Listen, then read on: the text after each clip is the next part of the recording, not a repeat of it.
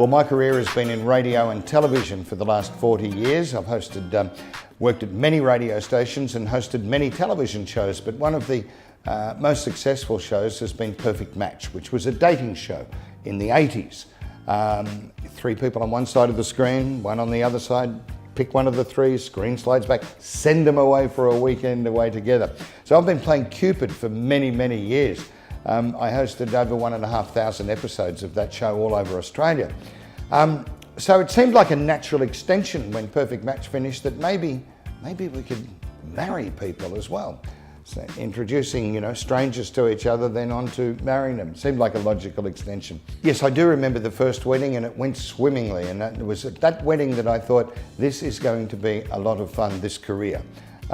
Because it was a natural extension to what I've been doing all my life with radio and television, and to be privileged to be in that position beside a couple that are making a very, very big decision in their life. They're getting married.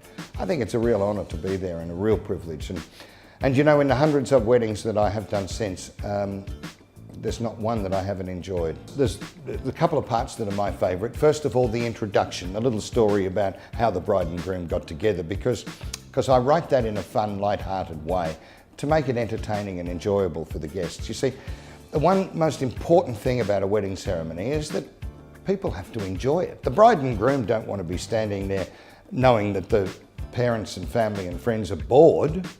They want it to be enjoyable and entertaining. One of the key things is that it's about them, their personality. So I put as much of their personality into it as I can possibly get, and put some fun in there so that the guests are actually entertained. So they get up and walk away and say, we really enjoyed that. That was fantastic.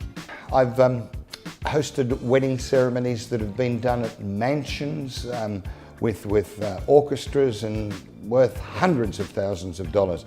I've also done weddings on the banks of the Murray River with just a couple and two witnesses.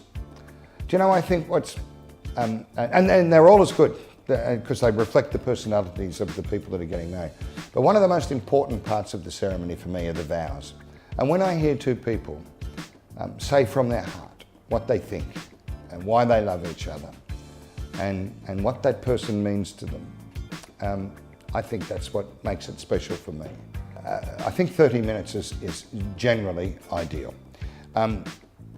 You could have a civil ceremony much quicker than that. You could do it in 10 minutes, 20 minutes, but it's not fair. Not fair to the bride and groom, not fair to the guests.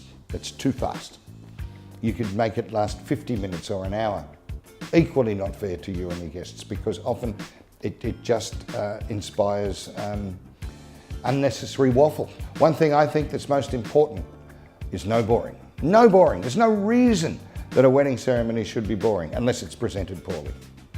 Well, when a bride and groom first comes to a celebrant, sometimes they've got specific ideas, and that's where the celebrant will enact those ideas for them, give them what they want. If the celebrant feels that they're incapable of doing that, he or she should say so. Say, this is out of my depth.